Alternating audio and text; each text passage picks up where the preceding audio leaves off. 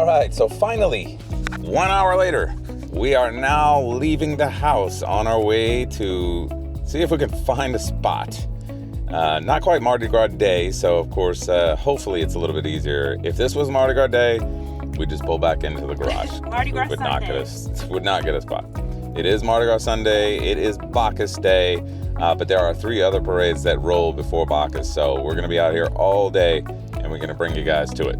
Let's get out. I forgot my coffee. Of course. Going back in to get coffee. I'll be right back.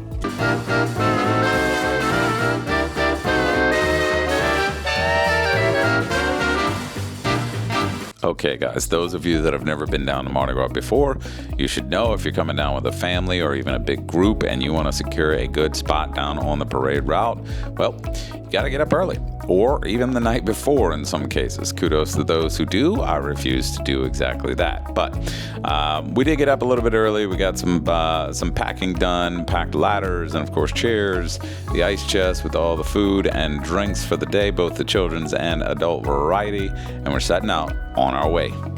We'll show you where we ended up when we get to the parade route.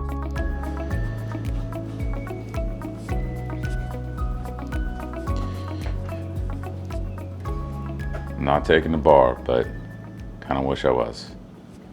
So we wound up getting down to the parade route at about 7-ish or so to find that pretty much everybody was already there.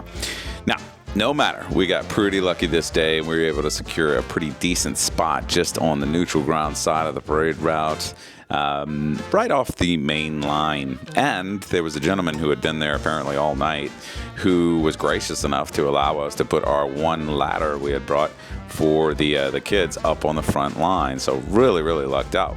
He was also gracious enough to watch our stuff while we headed to La Boulangerie, one of our favorite bakeries down in the uptown neighborhood off of Magazine.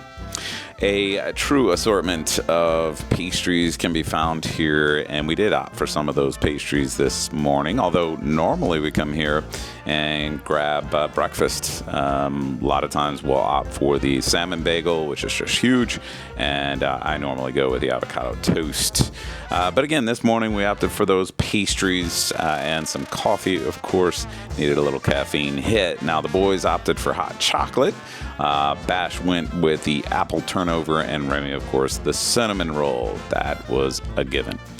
Now, I opted for the almond croissant, and our little girl, Scarlett, who is a lover of butter croissant, went for her normal option there. And Sid wound up getting a banana bread, which was really nice because we were able to enjoy it all day and even some the next day, actually. And now, after we finished breakfast here, we opted to walk back to the spot and do a little waiting. We still had a few hours to go before the parade started to roll. Okay, so thankfully we have some family that lives right off of St. Charles. So we're only about 2 blocks from the parade route, which is always nice because some people in the family like to go to the bathroom very often. So it's just a quick walk to find restrooms. Once we got back to the route, we had a couple hours before the parades began, so we filled the time with some charades and other games, and then eventually our day of parading started.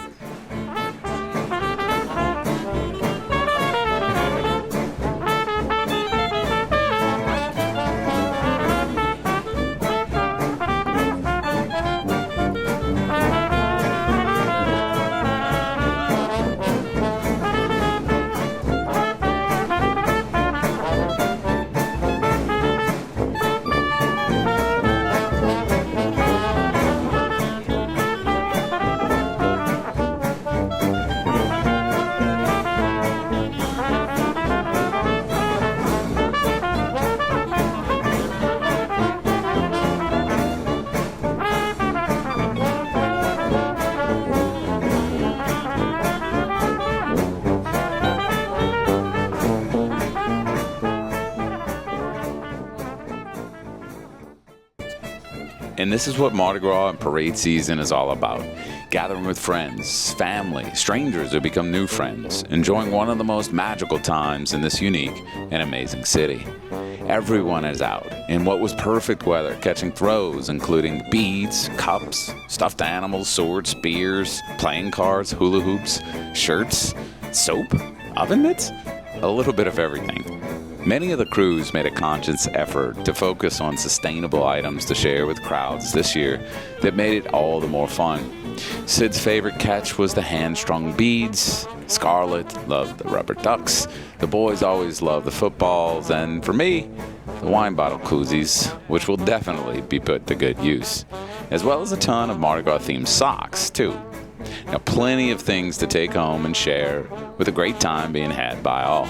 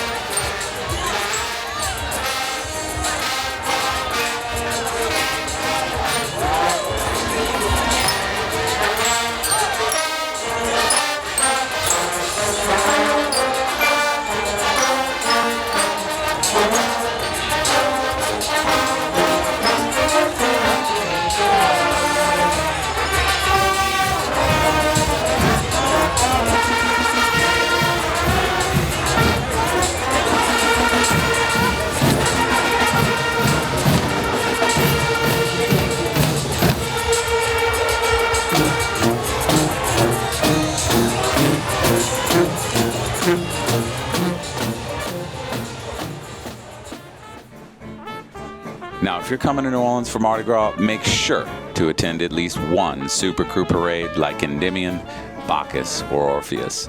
These parades are known for their grandeur and extravagance and are truly stunning displays. Toth is also a favorite for us due to the sheer volume of throws, which makes for an exciting experience for parade goers. If you can still see your shirt through your beads by the middle of the parade, they aren't throwing nearly enough. Now, Bacchus and other Super Crew parades stand out for their artistic floats, which feature elaborate details that showcase the creativity and craftsmanship of their designers. The floats often include automation, with moving parts and characters that add a dynamic element. Illuminations play a significant role with vibrant lights that bring the floats to life and enhance the visual spectacle, especially during the nighttime parades. Moreover, the festive spirit is palpable in the air, with bands, dancers, and costumes contributing to a lively night. Whether it's your first time experiencing Mardi Gras or you're a seasoned reveler, the energy and magnificence of the Super Crew parades promise to leave a lasting impression.